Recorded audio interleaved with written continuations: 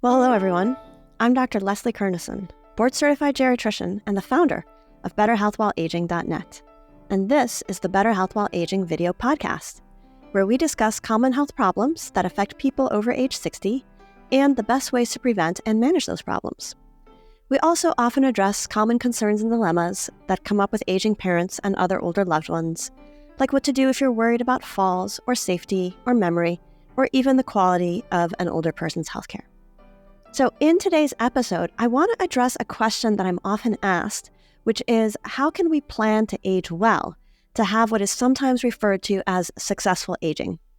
And I think this is a great question and a really interesting one for me to think about because since my work is to help older adults and especially families, and I'm generally helping them later in life when they're really experiencing a lot of age-related health challenges, I've had a lot of experience seeing how these health challenges play out for older adults and families.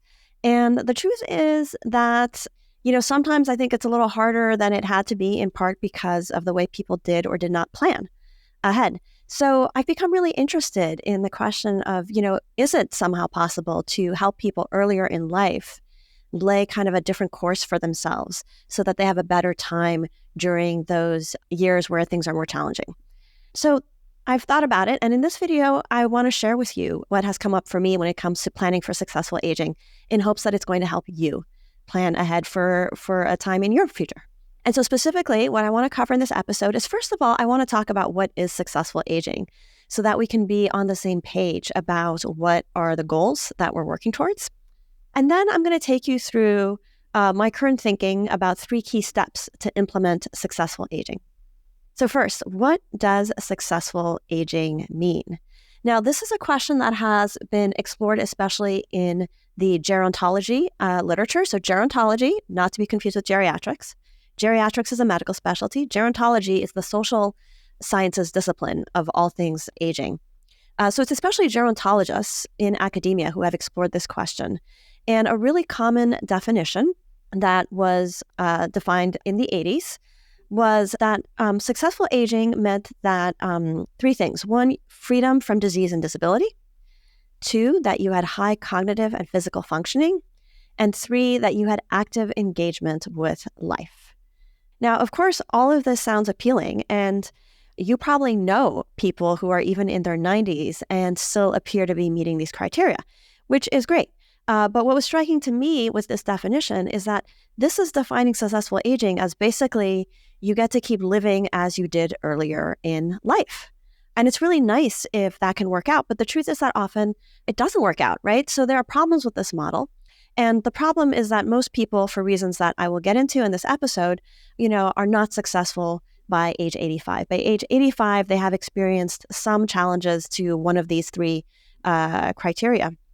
So this is a model that is fundamentally kind of ableist and in a way is sort of negative about aging because it's defining successful aging as basically acting as a younger person.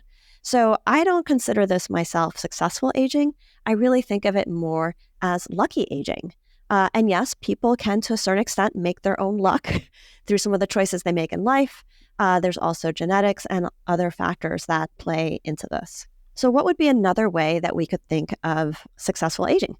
Here's the definition that I really like right now that was defined by other gerontologists subsequent to the first definition.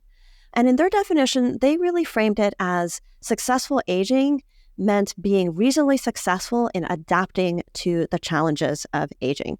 So they posited that, the truth of aging is that for almost everybody, it involves eventually experiencing changes, stressors, losses, things like chronic illnesses, declines in ability, and personal losses. And so successful aging was not about whether you managed to avoid any of that. It was about how well you managed to adapt and make adaptations so that you still retain some quality of life even as these challenges occur and your life changes.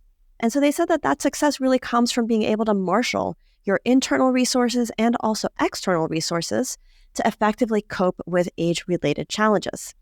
And they shared some examples of what those resources and adaptations might look like. So they actually defined the adaptations in 2 categories. So one was preventive. So doing things like health promotion, planning ahead, helping others, anticipatory moving, so moving to a space where you might be able to still live even if your abilities changed. And then they said there are corrective adaptations, which are basically things that people do when the change has happened or the crisis has hit. It's how they marshal support from others or accept help from others and accept changes once there is an actual change in their life. Another thing I really liked about this model is that the successful outcome was not, are you still behaving the way you were 20 years ago, but it was really more about how is your quality of life. So it was less about abilities and more about quality of life, and related to things like life satisfaction, meaning, still maintaining some valued activities and relationships, and your own sense of your success. So now I just want to speak to a common pitfall that I want to encourage you to avoid when it comes to planning for successful aging. And that is, don't equate successful aging with never declining and never needing help. That is an extremely high standard that most of us, myself included, are unlikely to hit.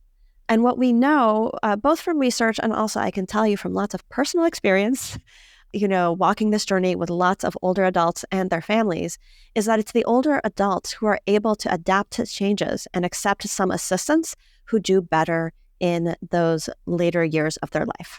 This also has a very important side benefit of reducing stress and conflict for their families. So in short, successful aging, in my book, means finding ways to cope and adapt by marshaling your internal and external resources so that you can continue to experience life satisfaction, meaning, connection, and valued activities, even if, or really when, you experience personal losses, declines in abilities, chronic health issues, or health crises. So now that we're hopefully on the same page about what is successful aging, the question is, well, how do you plan for that? How do you prepare for that? How do you equip yourself for that? And when I first thought about this question, I came up with two key steps. One is you want to optimize your health and well-being now. And that's for two reasons. One is that gives you the best possible quality of life in the short term. When our health is good and when we're feeling good, it's good for our quality of life, and it enables us to participate in our life in ways that are more meaningful, more fulfilling, more important. But also, when we optimize our health and well-being now, that is really the best way to prevent or delay age-related problems in the longer term. And I'll talk a little bit more, I'll get more into specifics in a moment about that. So that was the first step. But then the second step is along with that, and this is the part that I think people often have some difficulty doing, is to plan for interdependence. And by that, I mean, it's to expect, we can hope for the best, but it's good to plan for the likely. It's to expect that it's very likely that you will eventually experience some form of reduced abilities, which means that you are going to need support and perhaps be dependent on others in some way. And so to plan for interdependence means to take steps now or soon, before the need arises, to prepare for this and lay a good foundation so that when the time comes to make those adaptations, you're ready. And I can talk more about what goes into that in a moment as well. So for a while, those were my two steps. But then as I thought about this more and did more research and looking into it, I realized that there's a third step that is really important that I'm actually going to list as number one. And that is to cultivate a positive attitude about your own aging. And that's in part because, one, very good for quality of life, but it makes it much easier to do the other steps of optimizing your health and well-being now and of planning for interdependence. So what does it mean to cultivate a positive attitude about aging? This isn't just, think positive, right? But this means cultivating positive beliefs about your own aging, because the truth is many of us actually have internalized quite negative beliefs about aging and about our own aging. This is not something that we can just decide to do like that and start doing. It's definitely a process, but to explain what we're aiming for, this is about really digging into our perception of our own aging and how it affects our life, including how it affects our quality of life, our energy, our happiness, our feelings of usefulness. And there are questions that have been developed to help people assess their attitude about their own aging. They're questions like, do you feel that as you get older, you are less useful? So what the research overwhelmingly shows is that more positive self-perceptions of aging have been linked to better health and better outcomes. So not only are you happier, but you live better, you live longer. There was even one very interesting provocative study where people who had mild cognitive impairment, also known as minor neurocognitive disorder, and if you want to know more about that, I have a video about it. But when people have mild cognitive impairment, some of them progress to develop a dementia such as Alzheimer's, and some of them stay stable and some of them get better. So it was found that people who had more positive self-perceptions of aging were more likely to recover from mild cognitive impairment. Now, the challenge with maintaining a positive attitude about our own aging is that society tends to bombard us with negative associations with aging. So many of us do have this internalized ageism, but research has shown that attitudes about aging can be improved. And the pioneer in this work, or one of the pioneers, is really Professor Becca Levy, who is at Yale, who has done lots of amazing research on this, has also written a good book about it. So she found that subliminally presented positive age stereotypes improved physical function in older adults. So the mind-body connection is really powerful. And when we have a more positive feeling about our aging, our abilities, and the fact that, aging doesn't necessarily mean that we're going to lose our quality of life and other things that matter to us, that's a really powerful thing. So how can you go about doing this? Again, the idea is not to sort of force positive thinking about your aging. My personal feeling is that one place to start is to start off just by becoming more aware of one's own attitudes towards one's aging. What is coming up for you? I think it's important to acknowledge and process fears. A lot of our fear of aging and negative attitudes about it is that we're afraid of what we will lose, our capabilities and independence, looks. It can be all kinds of things. And then to really work on cultivating acceptance and gratitude. And that is something that is a practice, really, over time. And then we can also seek out positive aging role models. And by doing that, I don't mean just looking for, the 95-year-old who is running marathons. I mean looking for the older person who has had health challenges and has had to change things and lives differently, maybe had to move, and is still, maintaining a positive attitude about it and finding good things in it. So I really encourage looking for positive aging models, who have made those adaptations. Let me now move on to step 2 in my formula, which is optimizing health and well-being in aging. So how do we do this? So I was asked about this years ago, and I came up with a healthy aging checklist. I thought of, all the things that I would do if I was trying to help an older person have the best possible health and well-being right now. And it would be things like this. 1, promote brain health and emotional well-being. I actually have a video in which I go into this in depth if you want to watch that. Next, there's promoting physical health, which I have an article about this on Better Health While Aging, but exercise is a very big part of that. Then there's checking for and addressing commonly neglected aging health problems. Problems like falls or continence issues or taking too many medications. Then there's optimizing the management of any chronic condition. So if you have been diagnosed with a chronic condition, whether it's high blood pressure or something more substantial like chronic lung disease, the way you care for that condition will affect your quality of life, will affect how quickly often the condition progresses, which then can affect, how often you're going to the emergency room or being hospitalized or even experiencing disability. Then there's getting recommended preventive health care services as well. So that's the list. So just to keep this episode not too long, I'm not going to go into each of these in depth today. But again, I do have a video right now about brain health and emotional well-being. I have one about exercise to help with aging. And I have articles about all of these on my website with related cheat sheets if you want to take a look.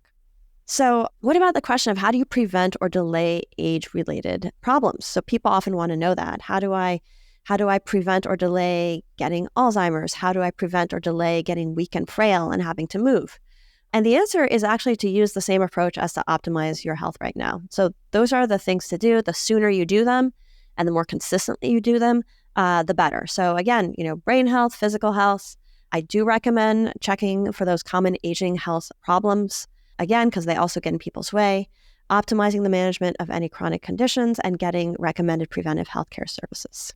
So let me now talk about a common pitfall that I see and encourage you to avoid it. So what I have found over the years is that people are really interested in healthy aging, in preventing the sort of problems they see other older adults having, But often they're looking for a certain thing. And so they're asking me, what is the right vitamin that I should take? What are the right supplements? What is the right brain training activity?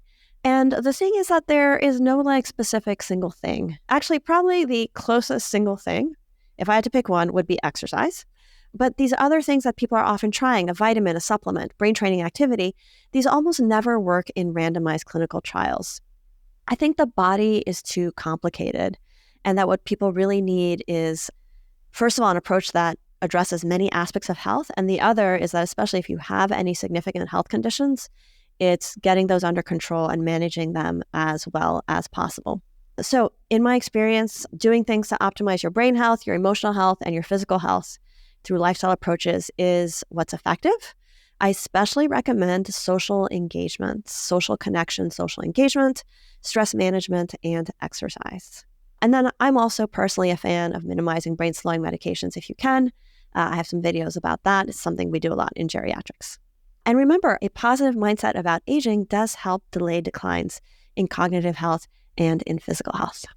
So now we've covered, cultivating a positive attitude about your own aging, optimizing your health and well-being now. So let me now talk about the third step in preparing for successful aging, which is to plan for interdependence.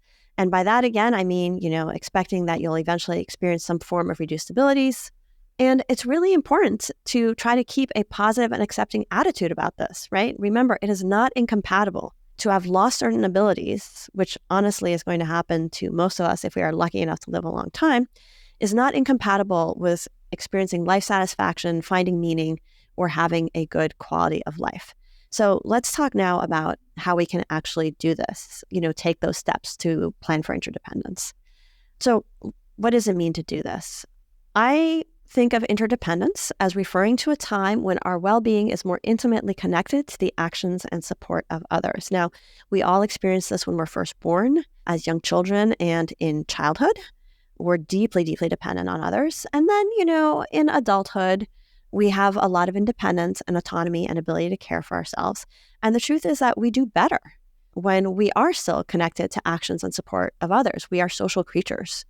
And then, there are going to be times in our life if we are sick or unwell, when we need more care and support of others. And then again, for many of us, there will be a stage in our later life when we will need more support from others as well. So planning for this, this is sometimes called, advanced care planning as well. Now, advanced care planning, within healthcare is usually narrowly referring to the process of completing an advance directive for healthcare, designating a durable power of attorney for healthcare, doing a living will, and really, providing, planning for if you had a very significant life-threatening medical emergency, what should other people do? But I think it's good to think beyond that because, first of all, as we get older, often assistance beyond the strictly medical is going to be needed. So that can be things like help with your daily living activities, right? Help with transportation if you're no longer able to drive.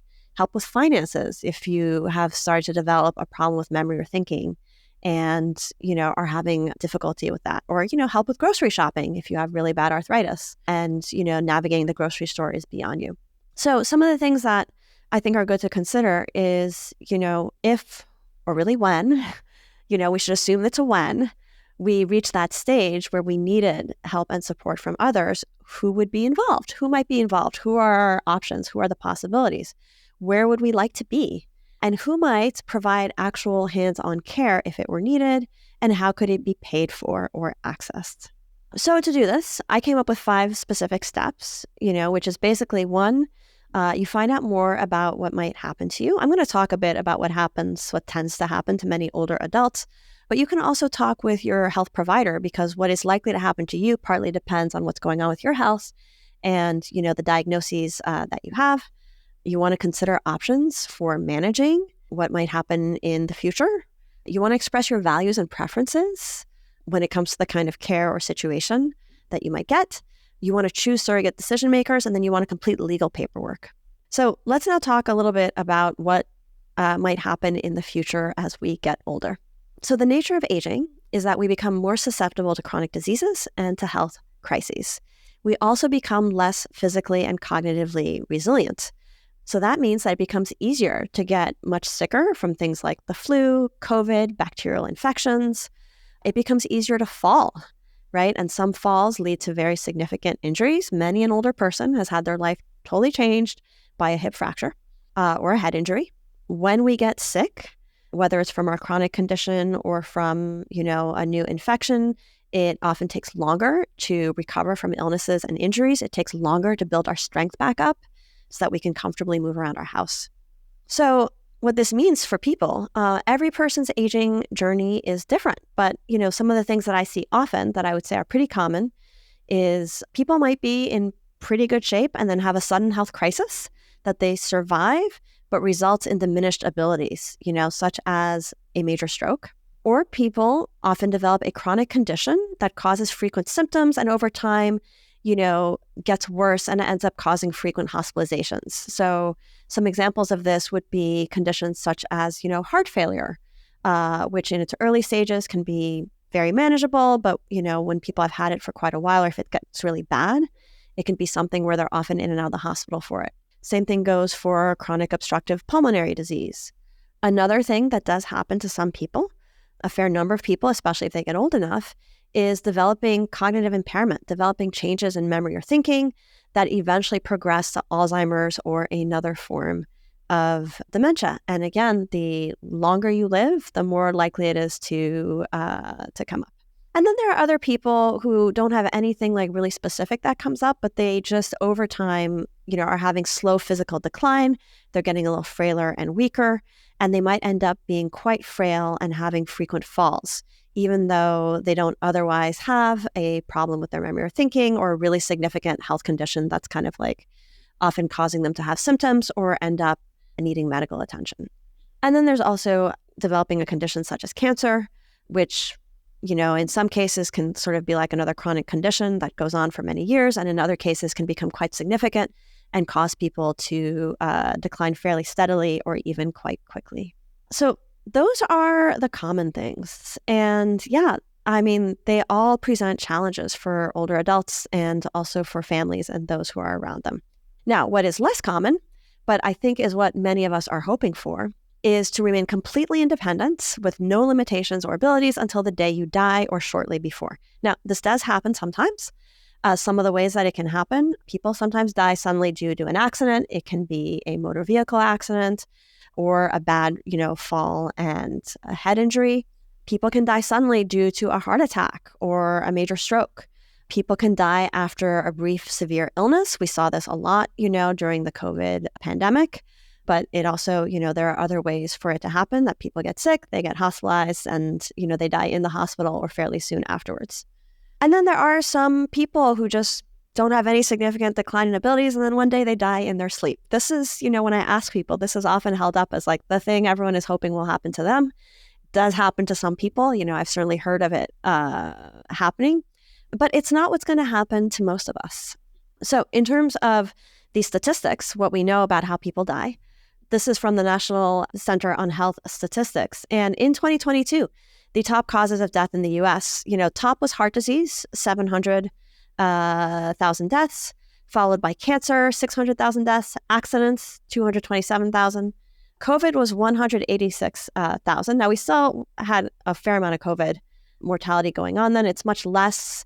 The preliminary estimate for 2023 is that it was 76,000 deaths from COVID. So COVID used to be, during the pandemic years was like the number, 3 or 4 cause of death, and now it's probably going to be number 10. Stroke, 165,000. Chronic obstructive pulmonary disease, COPD, 147,000.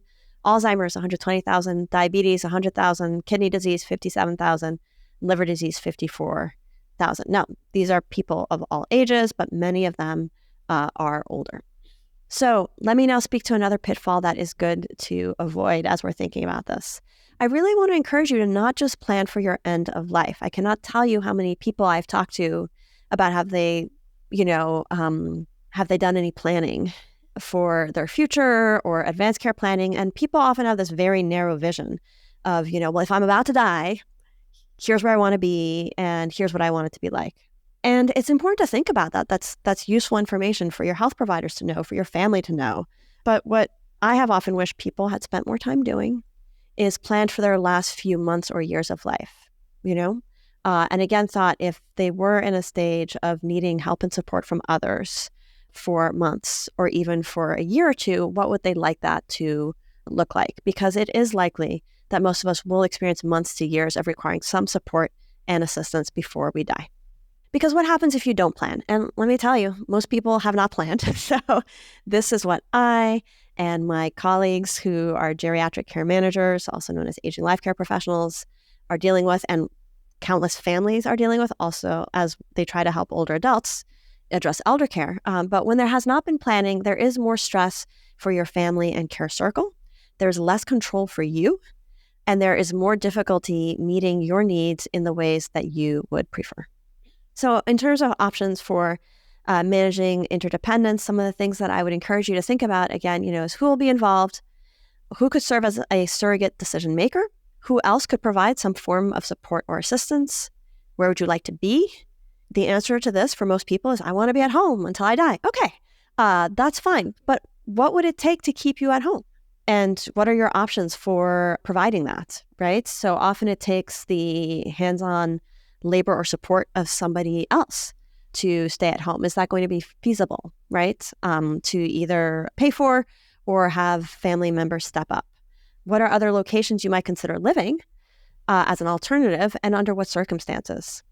And again, who might provide hands-on care if it's needed? How could it be paid for and accessed? And if you want to learn more about the options for this, I have a video that I did with my social work colleague, Michelle Allen, who helps me in my online Helping Older Parents programs. So we have a video on how to pay for elder care because we're asked about that quite a lot. And that's when we go through the different options for providing this type of care that I am listing here. So next, there's the step of expressing your values and preferences. So people, when I tell them to, it'd be good to plan for your last years, what it might look like, people sometimes think they have to have it all mapped out. And you don't. It's actually extremely hard to plan for all the eventualities ahead of time. What you can do is identify key values and preferences, because then those serve as a compass for your decision makers to use when the time comes. So to do this, there are some great conversation guides available. Some of my favorites are available at, one, prepareforyourcare.org, two, theconversationproject.org, and then the Prepare website even now has preparefortheircare.org to help somebody else plan as well. Next thing to do is to choose surrogate decision makers and do the legal paperwork. This means choosing someone who will make decisions on your behalf if at some point you are unable to do so. And quite a lot of people will go through at least a temporary stage of not being able to make their decisions before they die. So I really think this is a good thing to do. And generally there are two roles, but you can pick the same person if you want. You pick somebody to make your healthcare decisions for you, and then you pick somebody to make your general and financial decisions for you.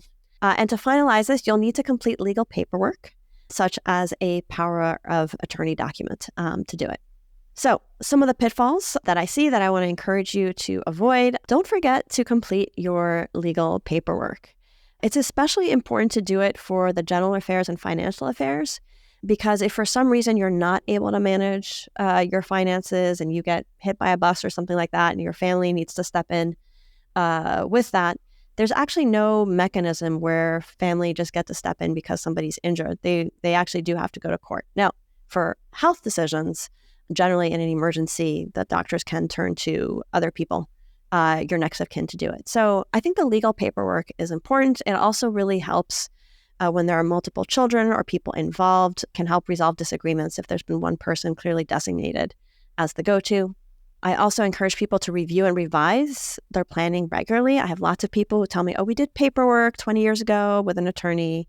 Your life is different now. Your understanding of your health is different now. The people you feel close to might be different now. It's really important to periodically review this and revise it. And generally, I recommend doing this after any big life change or major diagnosis, and at least every few years. And then I also encourage you to talk with your surrogate decision makers, right?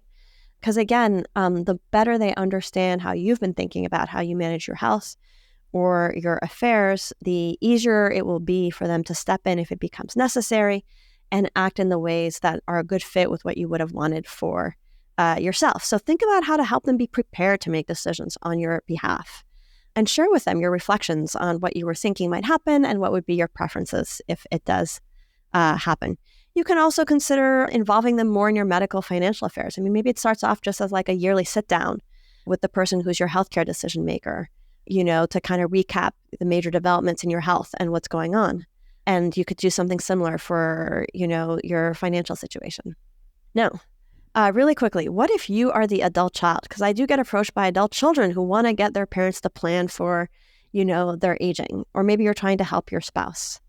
It's understandable that we want to help people with this, but you got to be really careful about insisting that your parent or any other older person optimize their health or plan for interdependence. It would be great for them to do these things, and it's not your job to get them to do all these things. It often makes older people pretty defensive to feel pressured to do this by family members. Now, I think it's totally reasonable to bring it up, to remind them, to encourage it. You just want to be careful about too much insisting on it. So instead, what I recommend doing is trying to learn more about their priorities and perspective. What are their hopes and desires when it comes to this next stage of their life or their last years of life? What are their fears? How are they thinking that they would like for you to accompany them on their aging journey and through those challenges? And above all, focus on connection, respect, and empathy.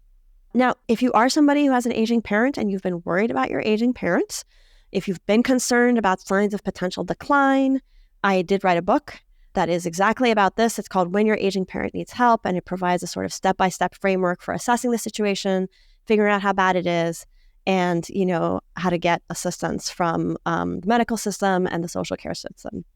And so that's what I had to share for today. So to just recap, my approach to planning for successful aging is not about never experiencing disease, disability, changes, loss of independence. Instead, it's about finding ways to cope and adapt by marshaling internal and external resources so that you can continue to experience life satisfaction, meaning, connection, and valued activities, even if, or really when, you experience personal losses, declines in abilities, or chronic health issues. And how can you prepare for this? 1, cultivate a positive attitude about your own aging. 2, work on optimizing your health and well-being now, because this will give you better quality of life in the short term and is also the best way to prevent or delay age-related problems in the longer term. And 3, plan for interdependence. Expect that you will eventually experience some form of reduced abilities. Try to keep a positive and accepting attitude about this. And then take steps now. You don't have to get it all done tomorrow. It's a process. But try to take steps at some point to prepare and lay a good foundation for those future adaptations so that when the time comes, you have a foundation and you're more ready to step into that stage of interdependence and to accept help and support from others. My very top tips, based on my years of seeing older adults and families go through this. 1, relationships with others are essential to better aging. So cultivate those relationships and connections now, because they are what's going to help support and sustain you later on when you reach that stage where you might need help and support from others. You can also, right now, if you're well, consider how you can contribute to the lives of others. I really think that what goes around comes around. Another tip is I really believe that your relationship with your aging self is essential. And I want to just encourage every older person to reflect on that and think about how to make it as supportive as possible. A positive attitude about your own aging will help you a lot. So acknowledge and process any fears or uncertainties you have, and then work towards cultivating more acceptance and gratitude. And remember, it's not a failure to decline or need assistance. It's normal, it's human, it's the human experience. So coping, adapting, and learning to accept help is what we should all be expecting to have to do. Many older adults do succeed in doing this, and my hope is just that we can support more older adults in doing this successfully. So with that, thank you so very much for watching. And if you found this video podcast helpful, if you're here on YouTube, please go ahead and subscribe, as it does help more people find the channel. And if you're someone, again, who is trying to figure out how to help an aging parent, I have a special interest in supporting people like you. So I've created a variety of helping older parents resources and trainings. And I also have a book, When Your Aging Parent Needs Help. So if you'd like to get more useful information on how to care for your aging parents, including the free trainings, please visit betterhealthwhileaging.net. patreon.com/helping-older-parents. And then last but not least, if you've been listening to the audio version of this episode on the podcast feed, please come and take a look at the video if you get a chance. You'll see my key points displayed on the screen. So thank you once again, and I look forward to seeing you all again on a future episode of the Better Health While Aging video podcast.